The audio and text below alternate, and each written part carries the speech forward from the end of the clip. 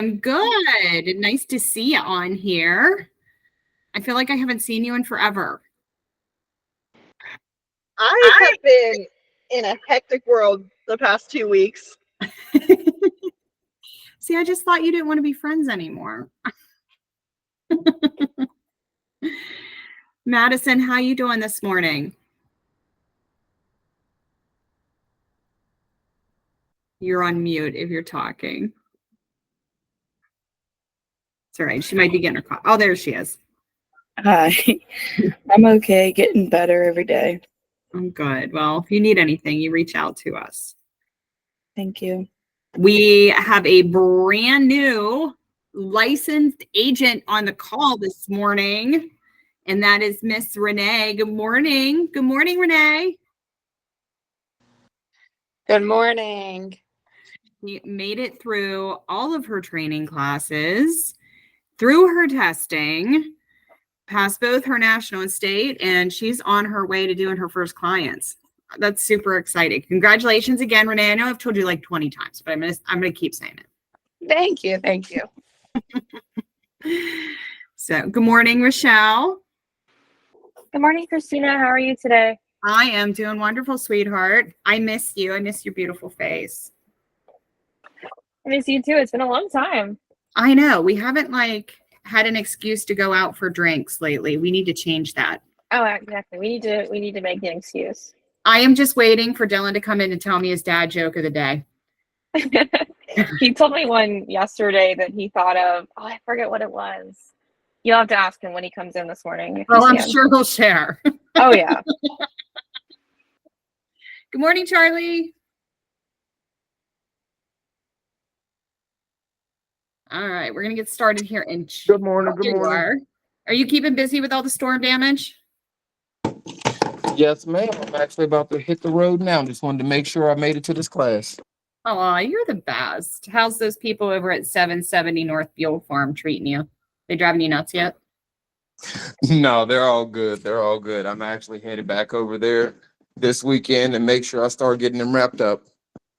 Yeah, they put in even more repair requests of a gutter has leaves in it. I don't know. I just figured just talk to them when you're over there and just look at it. There's 27 requests in the system. I'm not even responding to them anymore. Yes, ma'am. Will do. Thanks. All right, let's get started. Rebecca's going to be joining us a little bit late. She did text me and say she is coming, but she's running a little late. So she's got some young kiddos at home, and sometimes those kiddos are cooperative and sometimes they're not. You know, the life of a super mom that she is. So, all right. This week we are talking about developing your niche or your niche, depending on how you pronounce it, in the market, which is a very, very important part of you prepping to be all of the super agents that you guys will be, is really honing in on what you want to specialize in. And when we think about getting into real estate, we don't really think about, okay, what are we going to specialize in? You know, you just think a house is a house is a house. And really, it's not. There are so many different situations in real estate that it really helps to have an area of expertise.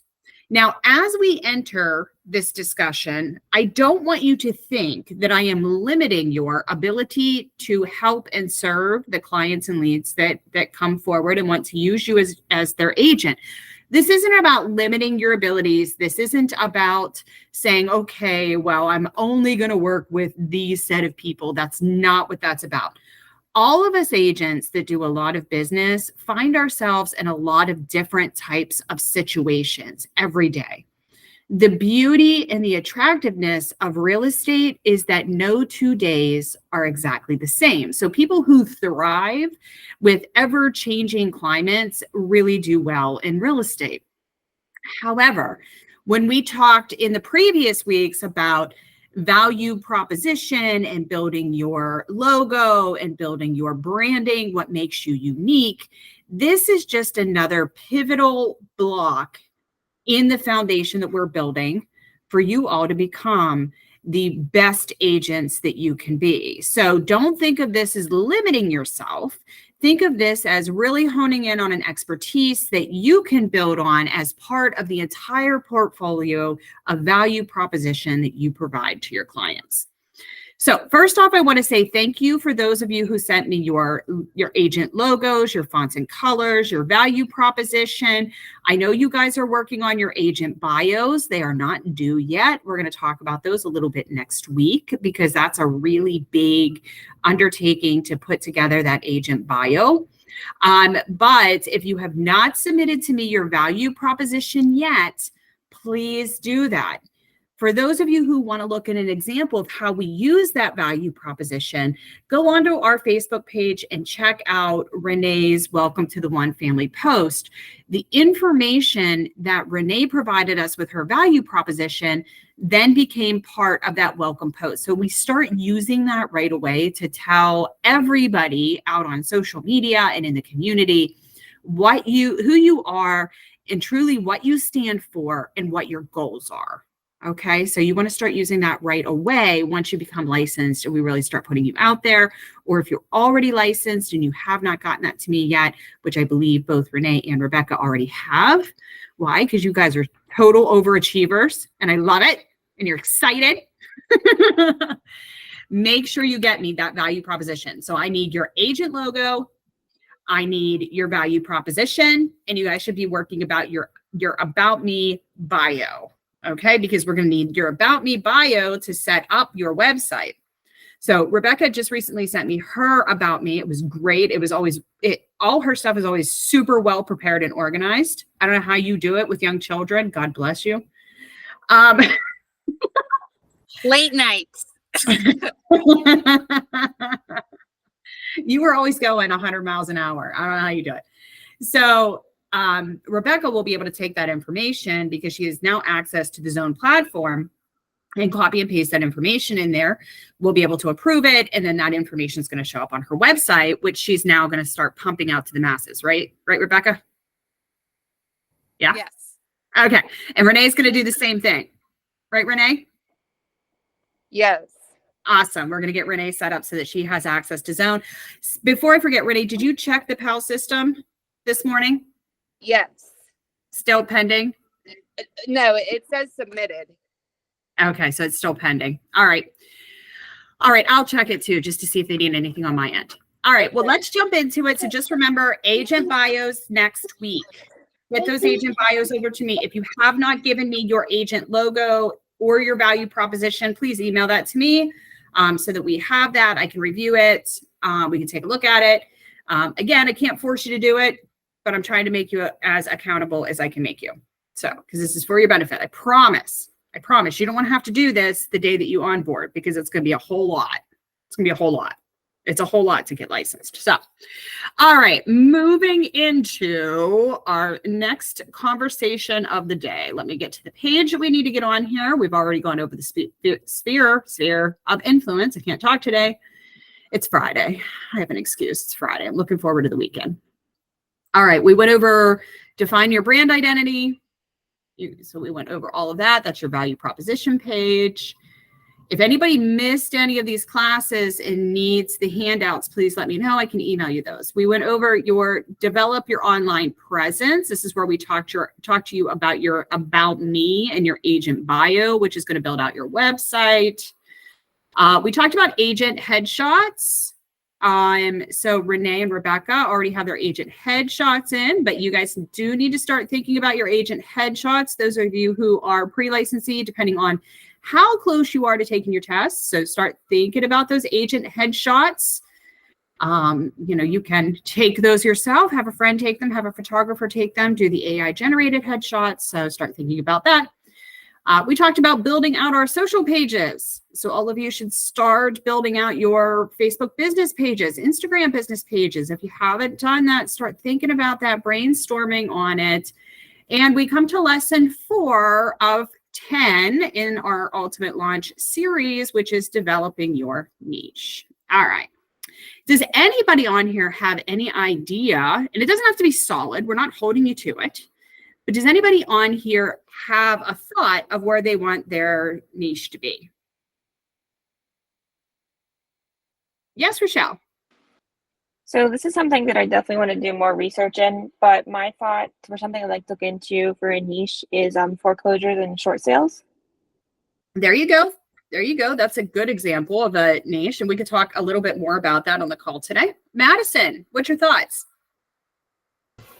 I was thinking like the newly built developments or up and coming developments. There you go. New construction. That's a good one. Renee, have you given thought? Yeah, the same. New construction, investment, and residential. Okay. Good. Rebecca?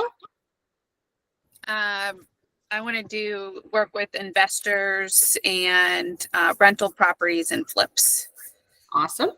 Haley, have you given any thought to it? And it's okay if you say, I don't know. I was more thinking rural and farm area. I love that for you. I just freaking love that for you. You'll show up on your listing appointment and immediately bond with all like the little baby goats. Oh, I would love it. It would be the best day of my life. Charlie, what's your niche as of right now?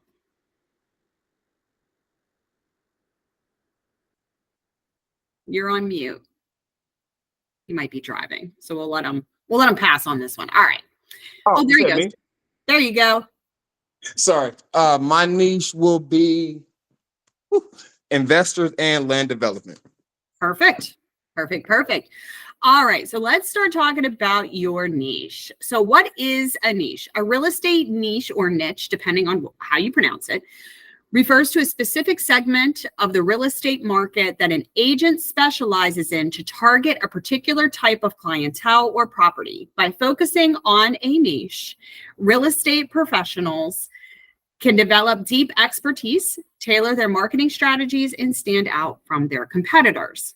So sometimes you pick a niche and sometimes the niche picks you, just so that you know. Sometimes you pick a niche and sometimes it just picks you. So as all of you guys know, I've built my business on the back of real estate investing. And that was not what I wanted to go into.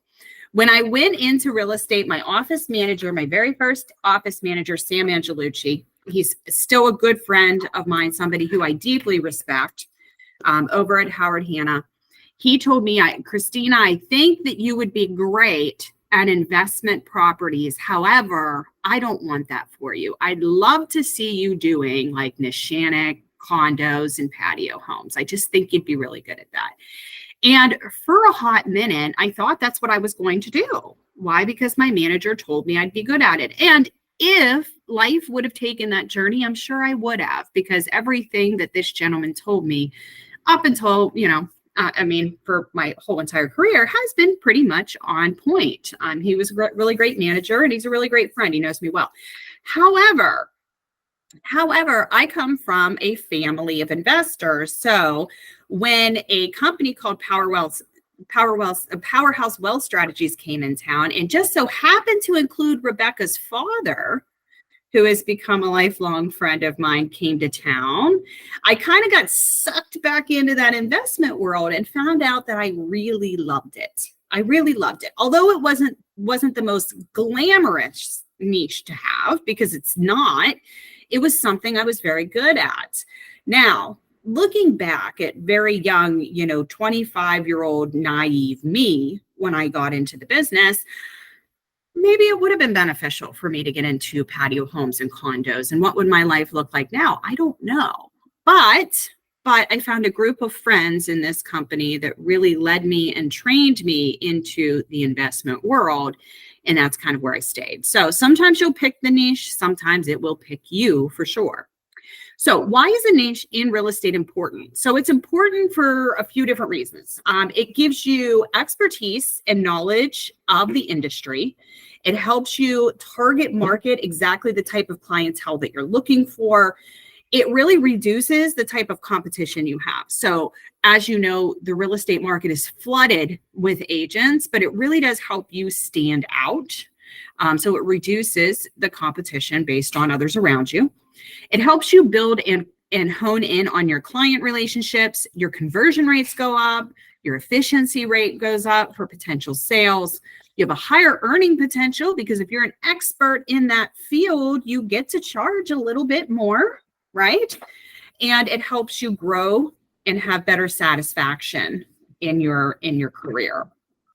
So there's a lot of different niches out there. And I know we think about investment, we think about new construction, but there are so many of them out there. But how do we figure out or really hone in on what's important to you and what you're going to be good at? And the first thing I think would be you need to access your interests and your strengths. What are you passionate about? What are you passionate about? Trust me when I tell you that there are going to be super, super highs in your career and there are going to be really rock bottom lows. And I think that's with any career, not just real estate. But it's very, very easy when you're having a tough couple of months to really look in the mirror and say, did I make the right choice? Is this really right for me? Every agent goes through that. And then usually they come to my desk and I have to talk them off the ledge. And I talk them off the ledge because I've been there. So you're going to have super, super high highs and super, super low lows. Your passion for real estate and what you do day to day is what keeps you pushing forward, even on days where you think that you can't give anymore. So it's important to make sure that you're doing something you're passionate about, something you believe in. So the second thing you want to do is research the market data. Now, I think we've touched on this before in other trainings when we're talking about our value proposition is you need to make sure that it's marketable for the area. One thing that I love is that I didn't hear anybody on this call say that I want to sell beachfront condos because we don't have beachfront condos in Pennsylvania. So that's not a niche that you would pick for your market. So you want to make sure that you identify potential opportunities within the market. You don't want your niche to be so micro that you're not going to have any clients. And you want to understand the demographic trends that are happening in the area. How many professionals have the same niche? Is there enough of a certain product to go around? You want to know who your demographic is. So who are you going to be selling this product to? Third thing is you want to consider the profitability, and this is going to come into play as well. Consider the profitability of the niche that you are choosing. Some niches are harder than others. And unfortunately, the ones that are really hard often pay the least amount of money. So you need to understand what the commission potential is going to be and what your potential volume is going to be off of these properties. I like to say work smarter, not harder. But with my niche, I worked probably harder than smarter. So investment properties and foreclosures are not the most profitable niches to work in. So it's quantity over quality. Some, like new construction, is going to be quality over quantity. So we're going to look at those too. And we need to evaluate the competition. So who else out there is doing it? How are they doing it? And how do you need to do it differently? Is there a way to do it differently? Is there a way to do it better? Number 5, you need to leverage your network. Does your sphere of influence, which was lesson number 1, that we're all building out, right? Everybody's building out their sphere of influence? Yeah? Yeah? Thumbs up? Yeah? Okay. Yes. Yes. All right, great. Even if you're not, tell me you are, and then start doing it tonight. You need to leverage your network. So do you have people within your network that understand your niche and can help promote your niche? So you need to see, who are you surrounded by? And one of 2 things are going to happen is if you want to do new construction and not a person you know lives in a new construction home or knows a builder or lives in a planned community, you are either going to need to change your niche or change your sphere of influence. Surround yourself by the people you want to be. So we'll talk about that a little bit more too in the lessons to come. All right, before we decide what our niche is going to be, and I'm going to email all of this to you, is you need to identify who you are at the core. Who you are at the core. And I'm not going to make you share this with anybody. This is simply an exercise to kind of help you think through what you want to do and what you want to specialize in. So who are you as a business owner? Not as a person. Who are you as a business owner? Okay, so you're entering this world of real estate and all of you need to be the CEO of your business. So who are you as a business owner? And what is your business? You can't just say, I sell real estate. That's not who your business is. I want you to whittle down on what is your business. If we're talking about new construction, your business, maybe I'm in the business of developing solid relationships with builders. Okay. Why did you become a real estate professional? So the why. Okay. What are your business visions, missions, and goals? What are your goals? And the second page, what type of customer are you most excited about helping? What makes you as a real estate professional unique? What's unique to you? What's unique? What's something about you that likely nobody else on this call has, whatever that is. All right. What is your end goal? What's your end game? My husband talks about this all the time because I work too much. So he tells me, like, what's it all for? What's your end game? The answer is, most of the time, I don't know. I just like doing what I like doing. What's your end goal? All right. So I'll send this worksheet out to everybody. Next is a list of potential niches that you can select from. What I suggest everybody doing is looking up each one of these niches and reading about them, or having a conversation with me in more detail about them. And we're going to touch on each one of these real quickly, but then determine which ones you want to do training in to figure out maybe which niche you want to specialize in. Yes, Madison. Could you have two? Like, if you knew somebody that was in new construction, but you also had people that were out in the country. So again, your niche does not limit you.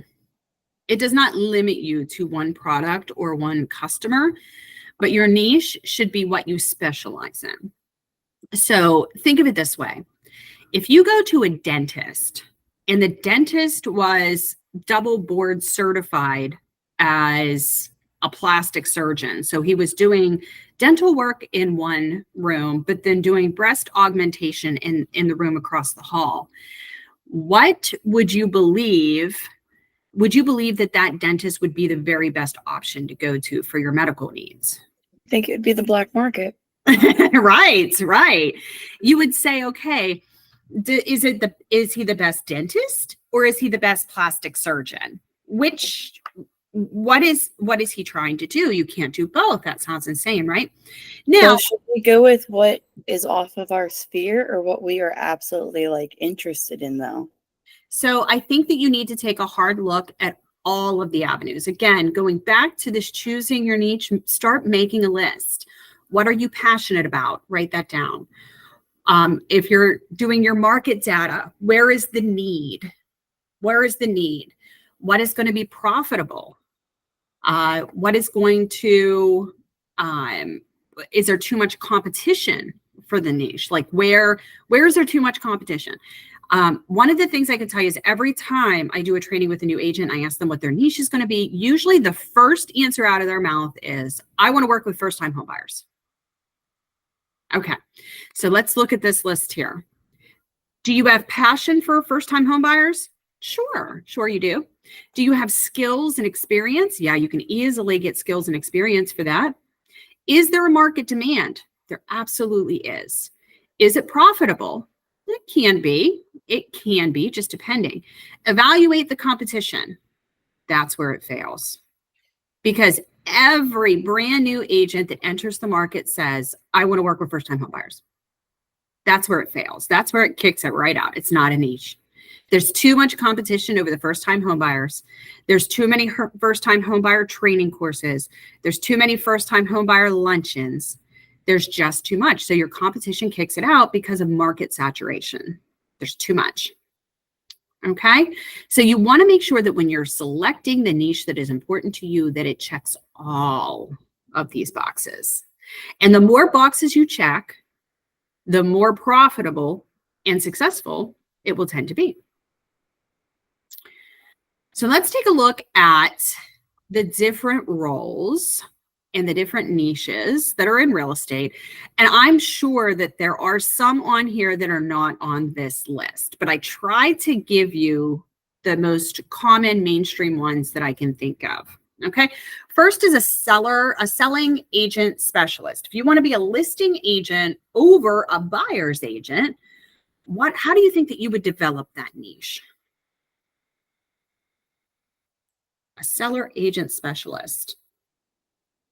You think of any ideas of what would make you a selling agent specialist? All right, I'll start it out. A selling agent specialist is somebody who is not going to show up. We just had a training on presentation decks for your listing. It's not going to be that agent that shows up with a blank listing agreement and a business card. That's not a selling agent specialist. A selling agent specialist really takes a more proactive approach in the selling process. They really have their systems honed down. They know the market. They can do a CMA like nobody's business, and their targets for what their list price is, as opposed to what the actual sales prices and appraisal price are, usually on target. I mean, on target within less than a 5% margin of error. They know their markets forwards and backwards. A selling agent specialist is somebody that's going to come in and really coach those sellers weeks and weeks in advance, as opposed to just showing up with that listing contract and slamming that listing in all willy-nilly, right? The selling agent's really going to hone down on how they're marketing that property. So nothing but professional photography and drone photography, professional videography. We're talking about hiring crews to go out to do this. This is not something that they would be doing themselves.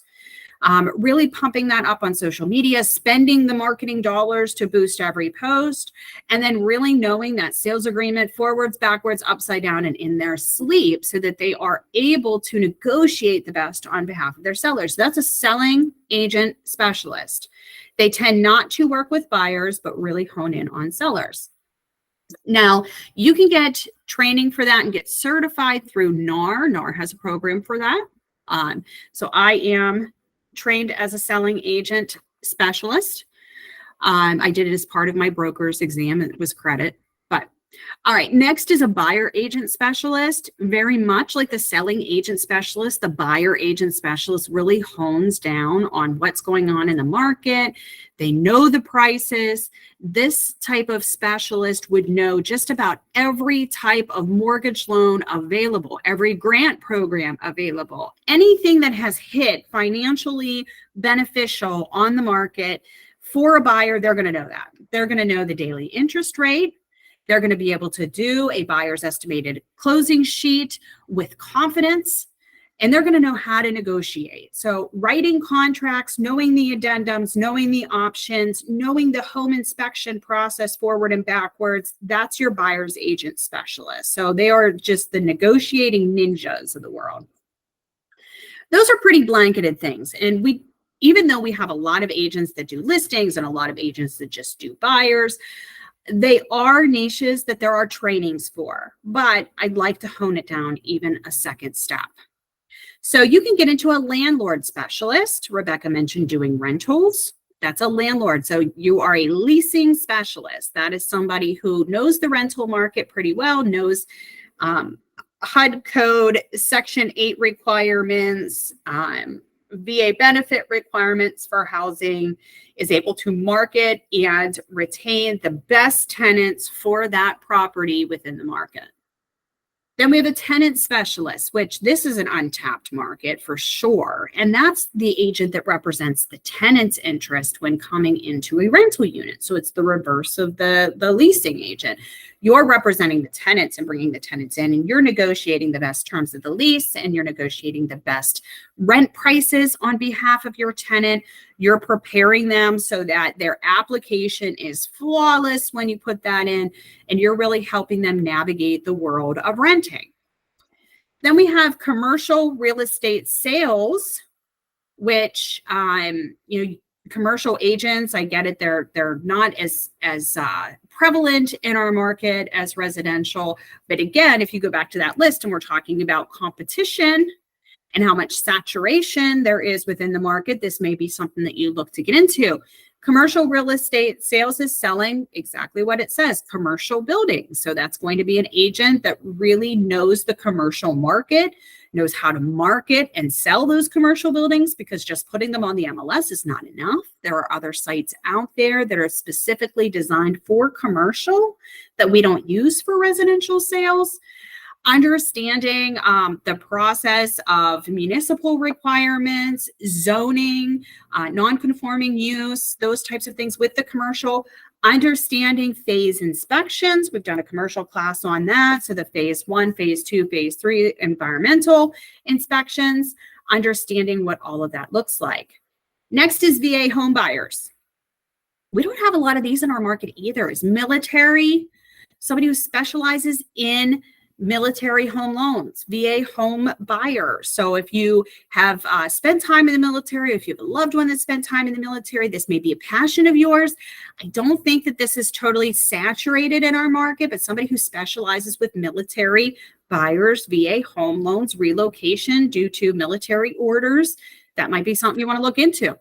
We heard Madison, who was Madison and Haley had mentioned farm and agricultural sales. This is a great space to be in if you know that market. So you wouldn't show up in a pair of red bottom stilettos to a farm and agricultural listing, but you would to maybe condominium. So, you have to know what your role is. Farm and agricultural sales are their own animals, especially if they are producing working farms. So if you remember from your studies that, there's all kinds of things like farm leases. We have one next to our house. We have a big plot of land that's owned by our elderly neighbor who now is leased out to the Yosts who put either soybean or corn. We have corn this year. So he leases that property and he plants on that property, and then they have a crop sharing agreement. So sometimes you have to look into those leases and crop sharing. Sometimes there's animals that convey, or there's equipment that convey with the property. And this can be way more complicated than you think. Some of this farm equipment is a tractor could cost a couple $1 million. I never knew that till we talked to our neighbor, but he has this huge tractor that is worth a couple $1 million. And I mean, this thing is big. So it does become quite layered and complicated. So you want to make sure that you're an expert in farm and agricultural. That's really not something you just want to sell on the side. New construction and land development is a big one. New construction and land development.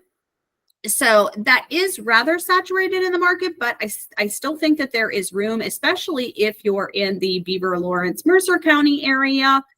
You get out into Butler County and Allegheny County. I think that's kind of oversaturated with agents out there.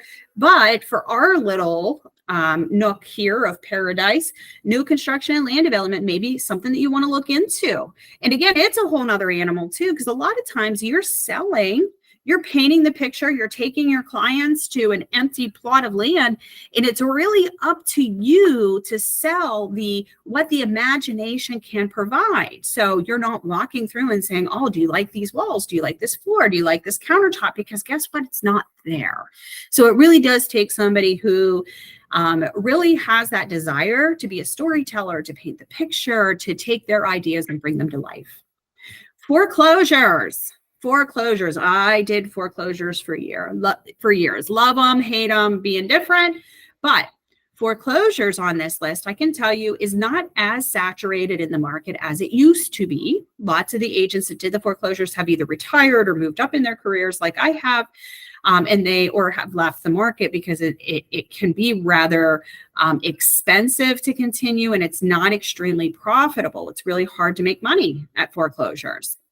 One of the things you have to look at is the foreclosure company puts a cap on how much you're able to make and how much you're able to charge. So there's quite a few situations where you will sell a home and maybe you're only getting $700 for your efforts. But after you pay all of your fees and everything else, and all of the gas it took to drive out there every week, sometimes it just does not become profitable. So we're seeing a lot of agents leave this field with very few getting back into it just because it has become something that is less sustainable than it used to be. Short sales. I'm short sales certified, used to do short sales as well. Don't do them anymore, but here we are. Short sales can be great. It definitely gives you a niche within the market. There's not a lot of competition for short sales whatsoever. However, short sales can be a very drawn out process, and the ability to collect commission is kind of, you're going to do all this work. Maybe you'll get a commission, maybe you won't, unfortunately. Definitely, if you're thinking about getting into foreclosures and short sales, you need to do your research on these to make sure they are profitable and understand how much time and legwork is required before you do them.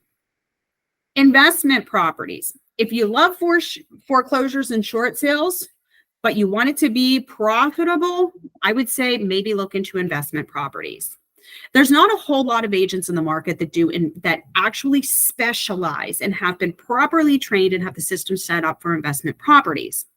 There's a lot of people that, I sell to investors. Well, I can tell you that just selling to an investor is not enough. If you have a niche in investment and that's what you've decided you wanted to do, you really need to set up your system so that these clients are coming back to you again and again and again. One thing I can tell you about investors is most of them are not loyal. They're not loyal. They're all about the dollar. There's no emotion to it. So you need to set your stance and set yourself up within the marketplace to really be invaluable, unreplaceable in the marketplace.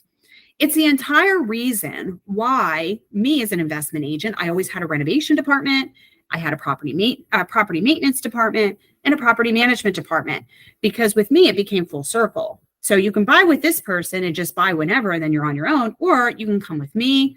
When you buy it, I'm going to transfer the utilities. I'm going to relock the house. I'm going to check on it every couple of weeks. I'm going to register it with the city. We're going to renovate it. We're going to put it up for lease. And then we're going to go ahead and rent it and manage it as it goes on. Yes, Charlie. Now, is there a specific training? I know you're talking about there's specific training for a couple of the other categories. Is there a specific training for investors, or is that kind of just like something that you find someone that knows what they're doing and kind of shadow them? That's a two-part. So there are trainings out there for investment style properties. There definitely are. There's lots of trainings out there. There's lots of certifications out there. You can get certified in investment properties. Even though you cannot be a property manager without being a broker, I think that taking a property management course, if you're going to be working in investments, is absolutely beneficial for the knowledge, because it gives you so much knowledge about what's going on in the market, the condition of the house has to be, and a lot of the state and federal regulations regarding investment properties, because it is a high liability niche. The rate of lawsuit goes through the roof. So I would suggest kind of doing those just so that you know what you're dealing with. And you can speak confidently with an investor when you talk to them. Another training I would take is the commercial training, because if you are selling investment properties for profit, it much mirrors being a commercial agent. So to everybody else, everything that you're doing is you're basically functioning as a commercial agent. It's just on a residential plot. And I know that sounds, counterintuitive, but we look at whether it's a single family, a duplex, a triplex, a quad. We look at it as a function of buying a commercial property. So we want to know, what's the price per square foot? We want to know what we're buying in at. We want to know what we have to put in at. We want to know what the after repair ARV is going to be on the property. We want to know what its ROI is going to be. What's the rate of return? We also want to know what the debt coverage ratio is for lending purposes. And if it has to be refinanced, can it be placed in a commercial blanket loan? So these are the things that you're going to want to talk about, and you're going to want to talk about confidently. And getting that commercial training behind your back is going to be really important. So another one is luxury properties. Luxury properties, if you want to get into luxury properties, you absolutely can. That training is available on one.u. You can sign up for that. It's called One Lux. To be certified as a luxury specialist and have all of that marketing that goes with it, you must take that course. I think it is $495. As of right now, I am the only one who has the One Lux certification, and I don't even sell luxury homes, but I can't talk to my students about it without doing it myself. So if you do decide you want to get into luxury properties, remember we talked about in previous, investment properties and REOs are kind of quantity over quality. Well, these are one of those situations where luxury property is quality over quantity. So our luxury agents will tend to have way less closings during a year. You might only do 3 or 4, maybe as high as 6, but those closings that you do are worth so much more commission, and you work just as hard. Don't get me wrong, you work just as hard, but you have bigger paychecks in between. So that money has to carry you until your next one, as opposed to investment properties, where me as an investment agent, it is very easy for me to sell 200 houses in a year without really thinking about it. But the commission off of it is so small. It is so small that I have to do quantity over quality. So think about those things. Commercial leasing is a niche if that's what you want to get into. Check the market demographic before getting into commercial leasing in this area. And I have not checked that data, but I would be surprised if we had enough. If we had enough to sustain that being a niche for you. We may, I don't know, things are always changing. Relocation specialist. This used to be a big thing when I first got my license. Like, I'm a relocation agent. That used to be like, a sign that like you made it in the world. If you were a relocation agent, like, oh my gosh, she does relocation. Like, she must be somebody. But I mean, I've seen a lot of that kind of fall out. I've seen a ton of that kind of fall out to the wayside, and people don't make such a big deal about relocation anymore. A lot of that relocation leads have moved to the broker, and that's something that the broker kind of signs up for and then gets the agent certified in relocation. It is quite pricey. It's very, very pricey. Most of the time, the referral on that is 40% or more back to the relocation company that assigned it to you. So it is way less profitable than it used to be. Estate specialist.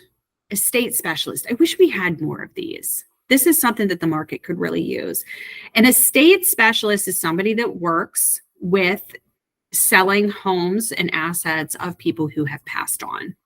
But keep in mind, when you're selling an estate, even though you represent the deceased, you're really dealing with a family who's really going through a lot of grief. There's a lot of different steps and processes, as well as a lot of different paperwork that needs to be done with estates. But most importantly, it really takes somebody with the passion to help people who are going through grief, who have empathy of others and really have patience. Because remember, people can be their best or at their worst when tragedy hits them. So I can't tell you how many estates that I have done over the years where people have yelled at me, screamed at me, swung at me, and then the next day have given me the biggest hug and said, I'm so sorry I acted like that. You're doing a great job. This is not about you. This is about me. So if you have that personality that really wants to touch and impact other people's lives at the worst of their times, estate specialist is maybe something you should look into. All right, opening it up. Who has questions on these real estate roles? Anybody? No. Is there anything on here that you didn't think about before as maybe being your niche that now you're going to look into? Is there anyone that sticks out to you? Yes, Renee. The estate. There you go. Yep, for sure. I'm going to look into that. Awesome. Anybody else? Anybody else have one that kind of hit your personality that says, I never really thought about that, but I'm going to look into it now? Cheyenne. I'm really intrigued by the luxury aspect. I didn't really think there was a market for it here, but I'm much better with focusing on 6 or 7 small ones a year. I mean, they're big, but focusing on those people longer, those properties longer, and having a bigger outcome later. There you go. I think you would be great for luxury homes. Do you think there's a thing for that right now? I think there is. And I think your luxury homes are all dependent on the market. So maybe in our market with luxury homes, each city will have kind of their nook where these luxury homes would be. So in Elwood City, You're probably looking at some of the homes up off of Bridge Street for luxury homes. In Riverside School District, which is pretty close to you. Pine Hill Estates is one that you can start kind of looking into. It's a nice little an older luxury plan there, but it's always been a luxury brand up there.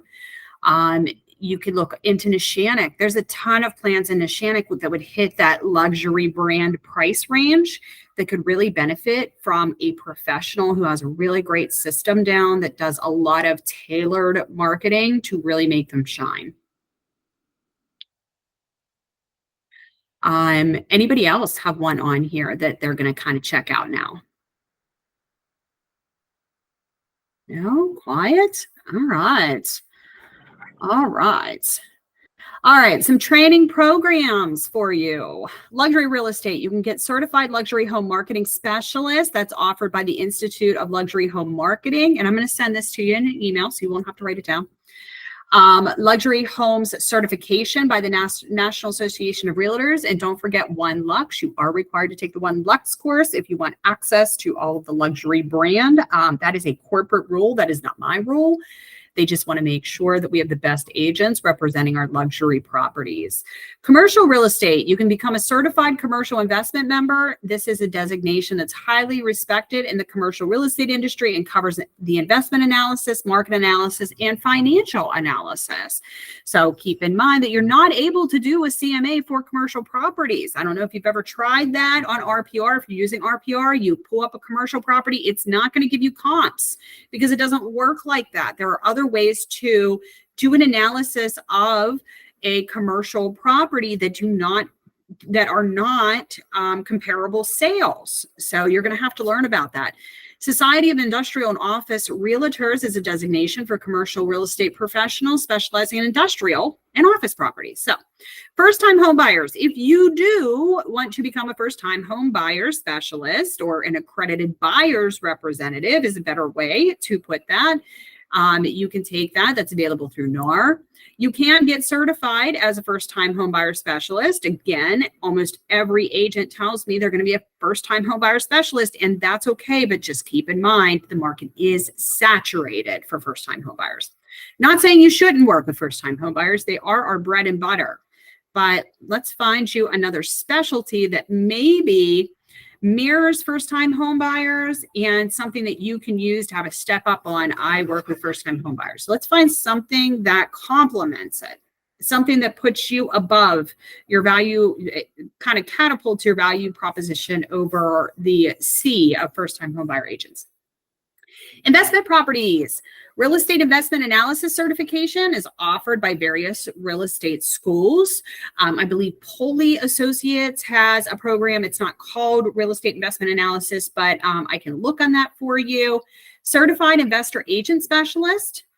This tells you how to work with real estate investors, how to talk their lingo, how to know what they're asking you. Because the worst thing you want to do is when they say, hey, what's the net yield? What's the cap rate? What's the ROI? What's the debt service coverage ratio on this one? And you look at them cross-eyed like a deer that just got hit with headlights. So you want to make sure that you know the lingo, you know what they're talking about, and you know how to properly answer.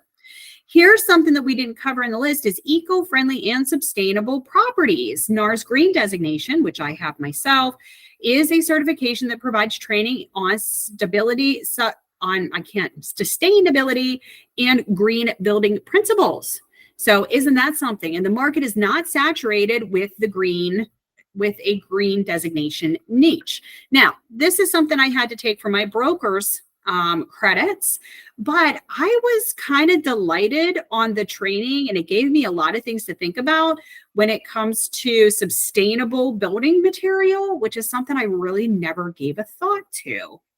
And then there's a lot of smart home technology in there, energy saving technology that I have now been able to think back and be like, I saw that in a home. I listed a home with that, and I never called attention to it because I didn't understand the importance. Lead Green Associate is another certification you could take through the U.S. Green Building Council. Vacation homes. Okay, so this isn't a resort style living area, but what is around here and why I put it on there, why I think it's important is because Vrbo and Airbnb has become such a big part of our life. And you would be surprised by how many Airbnbs are in this area for different reasons. Did you know that there are Airbnbs available for people who want to come to our area to kayak on the Connie? If you don't know what the Connie is, it's the Connoquenessing. How many people rent Airbnbs to spend the weekend at Moraine State Park? Or how many people have Airbnbs and Verbos to go to Mines and Meadows out in Wampum? That's a huge thing. Or to go to the racetrack. So this is something I think that's kind of untapped. I don't think this would be the easiest niche to get into, but if you want to really build something from the ground up, vacation homes, Airbnbs, Verbos, that might be a thing for you.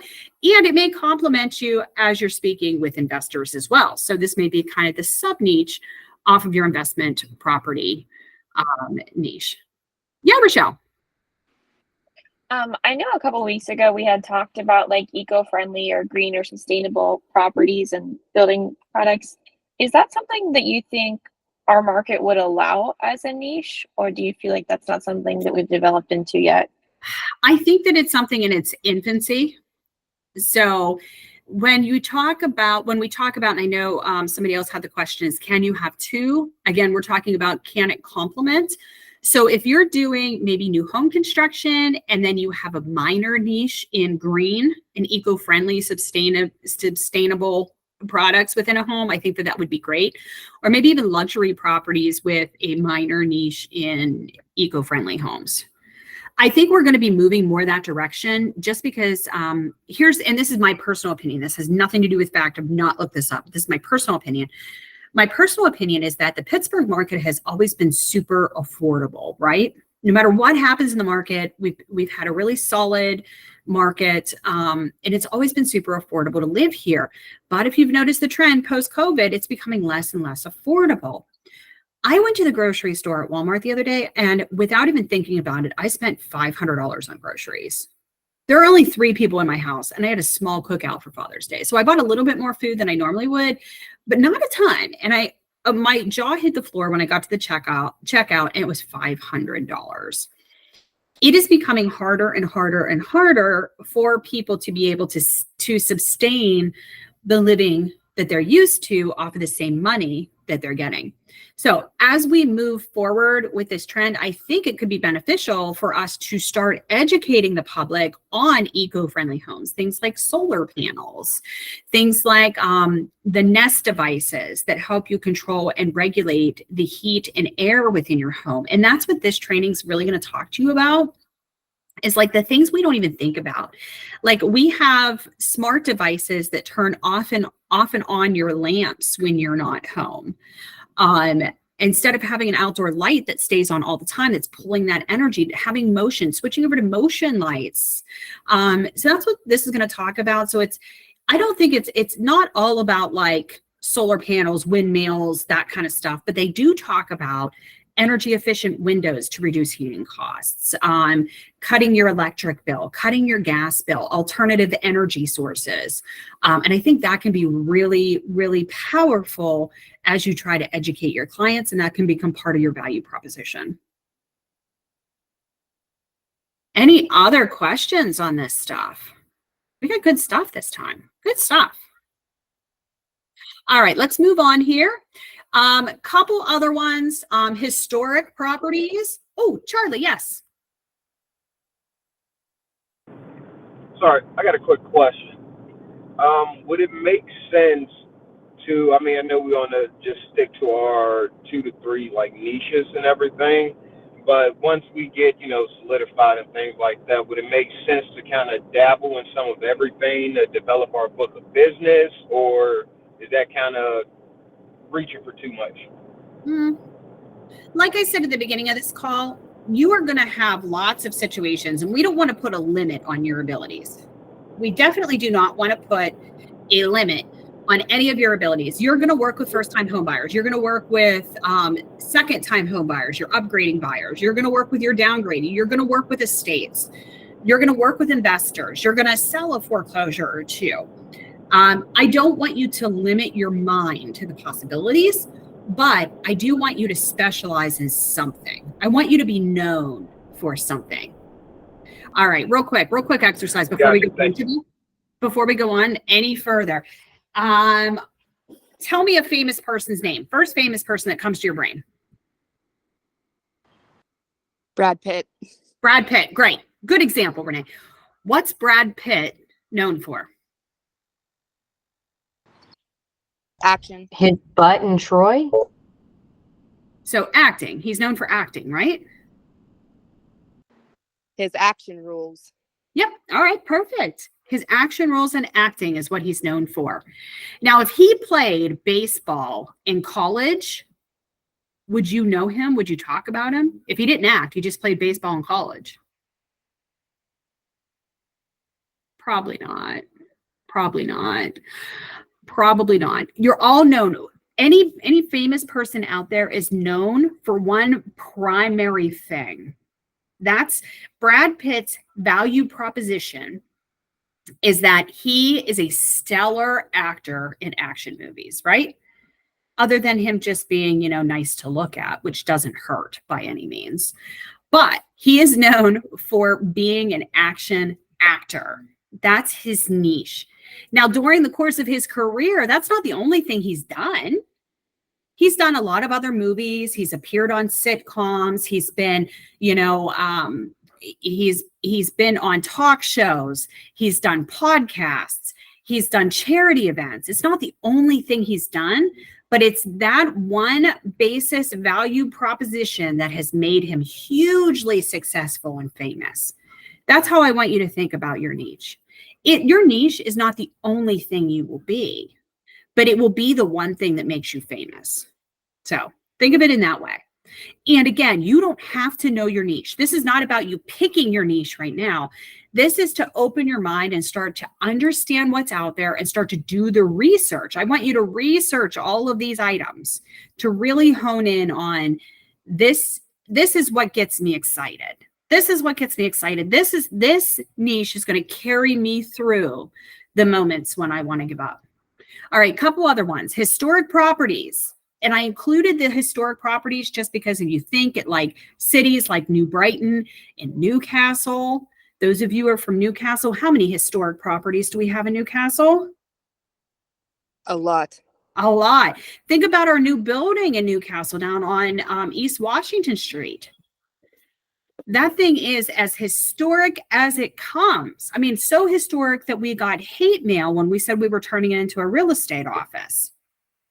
So historic properties. So you can get certified through a bunch of different programs, both locally and nationally for historic properties. But if you want that to be your niche and you're in those types of areas, like I said, I'm just using Newcastle and New Brighton as a target just because of how beautiful and unique those properties are. That might be something you want to look at. Foreclosures and short sales, you can do certified distressed property expert. You can also get your short sale and foreclosure resource, your SFR. That's what I took. And that's offered by NAR. Property management, again, unless you're a broker, you cannot perform property management. But I do suggest if you're getting into investment properties, taking a property management certification course. It is hugely beneficial. I promise it's not a waste of your time. And senior real estate specialists. So if you're looking to work with seniors, SRES, which I also have, this helps you prepare the seniors to move down into their final home or to move out into assisted living. And it does take a special hand and a special personality if you're working with seniors who are moving into assisted living or moving into their child's home because they need full-time round-the-clock care. So it does take a special someone to understand the dynamics and understand the emotions that come with seniors and their next step, so to speak. All right. Any questions on these programs? No? All right. Next week, we're going to be talking about social media content creation. So we're back on social media. You guys are going to do that worksheet at your own leisure. Like I said, I'm not collecting it. This is between you and your pen, just to jot down your thoughts. But I'm going to go ahead and email that out to everybody so you can start doing that. Next week, we want to make sure you have your agent bios. Okay, your agent bios are going to be important because we're going to build your social media content off of your agent bios. Remember, we want our branding to be unison and complementary across all social media platforms. So it's important to have that agent bio done. If you have not had your agent logo completed, and if you've not done your value proposition yet, please do that this weekend. I cannot stress the importance of having that done. Yeah, Renee. Hey, Christina. So the agent bio, like your value proposition, so they should just bounce off each other, right? They should. So your value proposition is part of your agent bio. Okay, so you're kind of like taking that and then just Building. Yeah, you're building out. So your value proposition is your first simple paragraph about an introduction to you and what you provide. And then your agent bio is a click through. So if somebody sees your face with your value proposition and they want to learn more about you, they click through your value proposition to really start to get to know you on a very personal level. So I have another question though. Mhm. So I really am interested in the estate selling.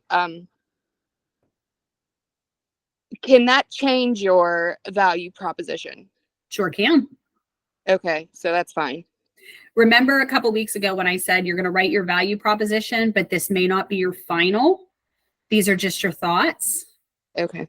Yep. Your value proposition can change as you go through this training, and it can change during your career as well. So Okay. the more you learn, the more you're going to change and grow, and your values are going to change and grow. Yeah, Rochelle. How long would you like the agent bios to be? The agent bios, I would say I would limit that to no more than 5 short paragraphs. Let me go back to the example that we had here, which is about as long as you will make it. So we want to make sure that it's readable and they can easily browse through it. Understand that the majority of people do not read everything. They tend to browse through. So this was my example. This is my little introduction. Here's my about me. Here's my personal touch. So this is my value proposition that I want to embark on chapters to change lives. And my value proposition is that I build meaningful relationships with my clients and I understand their unique needs and aspirations. And then I get into my expertise and experience in here. I come down here and this is a little bit more of my value proposition. I want to be their trusted advisor and help them to make informed decisions. And then here's my conclusion: your partner in real estate. So this is about how long I would make it. I wouldn't make it any longer than this. It can definitely be shorter than this, but these are the things you want to touch on in your about me. So your value proposition is one short paragraph that gets straight to the point. It says it's your little bit of your introduction. It gets straight to the point of who you are at the core. And then your agent bio is for the person who has read your value proposition, is intrigued, and now wants to really get to know you. So think about when you bought your last novel, the back of the book always has a blurb from the book in it, right? Because when you go to the bookstore, you walk into Barnes and Nobles, you see the front cover, which is your agent logo in your face, your headshot. You turn the book over to the back and you start reading about what the book is about. And that back of the book needs to intrigue you enough to go into the front of the book to read the introduction, to see if you want to buy the book, to read the whole story. So that's what I want you to think about when you're doing your agent bio. All right, so agent logo, value proposition, agent bio. Start researching your niches. For those of you who have not been keeping up on this, you're going to have a lot to catch up on. If you do these small assignments week by week by week, it makes it very easy to accomplish. You're going to have everything ready to hit the button to go once you're licensed. If you are putting it off, you're going to feel overwhelmed by the time you get there. So make sure you're doing these simple little tasks each week as we go on. These tasks should only take you an hour, maybe 2 at the most if you're struggling. So use this checklist here as you go down through all of these different niches.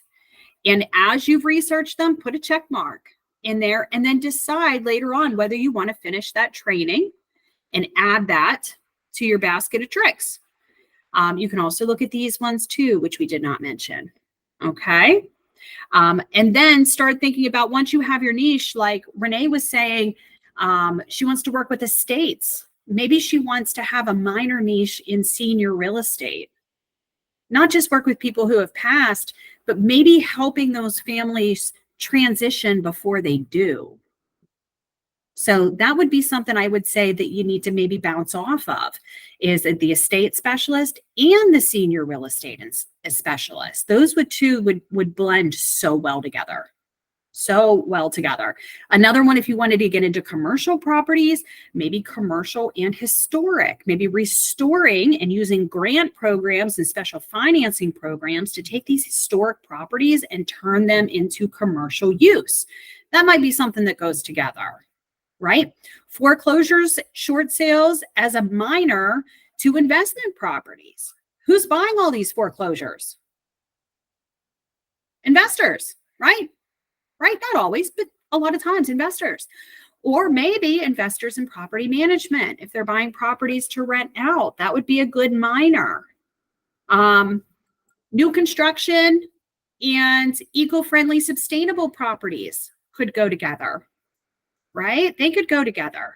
So these are things that you can pair up with. We talked about first-time home buyers and being a buyer specialist. So your major is a buyer specialist and your minor is a first-time home buyer specialist. Or maybe your minor is military and military relocation, VA specialist. So start thinking about those. Blend together like you're baking a cake. Blend together the ingredients to make something wonderful, okay? And I don't think there's any wrong answers. You're going to figure it out as you go along, but you need to do that research. You need to go back to that first list and make sure it checks all the boxes for you. And the first one, the first box it has to check is, are you passionate about it? Because if you stick yourself into something that you find is boring, you're never going to succeed. You are never going to succeed. It's human nature. You got to have that passion and that fire behind it. You have to have it. All right. Final thoughts, questions, anything at all?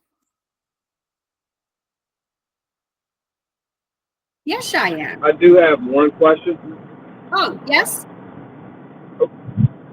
Yes, Can Lily. you send us along with the checklist on niches? I missed one class. Just want to make sure I'm good on everything. Can you send us a checklist or just put in the subject box on that, just everything that we need to be caught up on the niche? Oh, you mean all of the stuff I'm requesting, like your agent logo, your value proposition, your about me? Yes, ma'am. I can't speak for nobody else, but I just want to make sure that I got everything situated and everything in line. Absolutely can do that for you. Yeah, Cheyenne. Perfect. Okay, I don't even know if you said this or not because I'm like multitasking. And it's really horrible. But is there a niche for divorce or is that more of like an attorney thing? So yes, there is. There is a niche for divorce. I didn't put it in just because a lot of times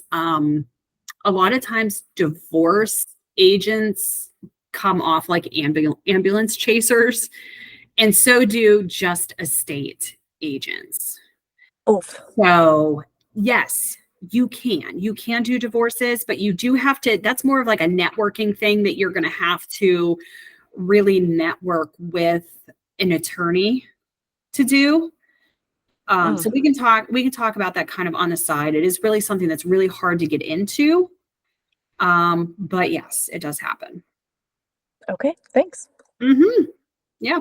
It's not very marketable. That's why I say even with like estates isn't something that's very marketable, but senior real estate housing is. So Renee, if you're thinking about estates, I would really play on that senior real estate housing. Instead of saying, hey, I sell houses for dead people. You don't want to say that. You'd be like, I specialize in aging Americans. You know, that sounds so much better than I sell houses for dead people. Valid. Good point. Yes. Absolutely. All right, guys. Well, I'm not going to keep you. I know it's Friday. It's beautiful out. You guys have worked your asses off all week. And I just have to say before I let you go that I am personally so proud of all the work that you guys have been doing. I mean, many of you were here during pre-license. I know Rebecca and Renee, I can say this. Cheyenne, I grabbed you after you were licensed, so you're coming in a little later, but that's okay. I still appreciate you. All of you guys are coming in, you know, and I know that a lot of you are working day jobs still. You're not full-time agents, but I just want to say that you guys really, really impress me, and the dedication that you guys put in to be here every Friday. And you guys are doing your homework. You're doing the work. And that tells me that everybody on this call is just going to be a kick-ass agent. I know it. I can tell pretty quickly who's going to succeed and who is probably not based on the work, the time, and the dedication you put in. So when I say pick your niche based on your passion, I mean it. You have to have passion for this because this is a really hard business. And this has a really high fail rate because it takes passion and it takes hard work. And you guys are all putting it in. And I just want to call that out and say that it does not go unnoticed.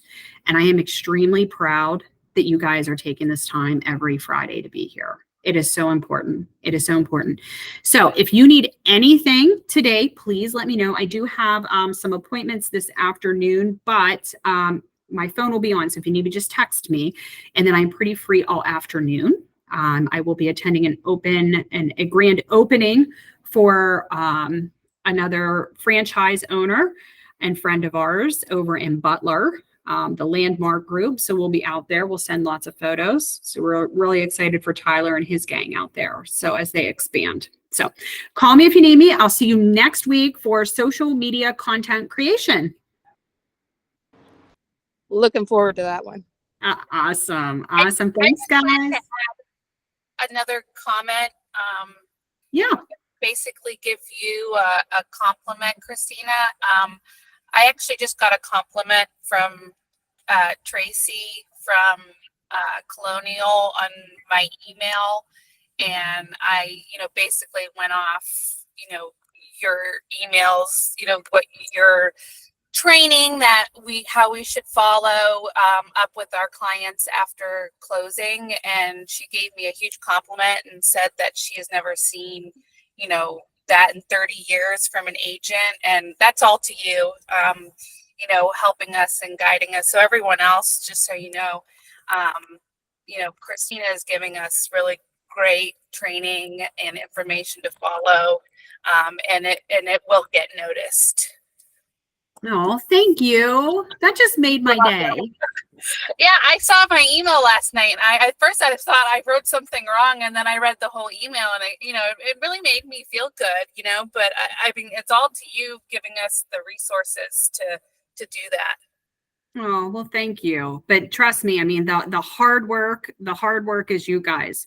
We have so many pre-licensees right now, but not all of them attend. Not all of them attend. So if you know any other pre-licensees that you're not seeing at the trainings, please give them a little gentle push in the right direction to make sure that they show up and that they're present. It is so important. It is so important. And I want to use, Rebecca and Cheyenne as examples. I mean, you guys came in and you just hit the ground running like Wile E. Coyote. And I can't hold you guys back even if I wanted to.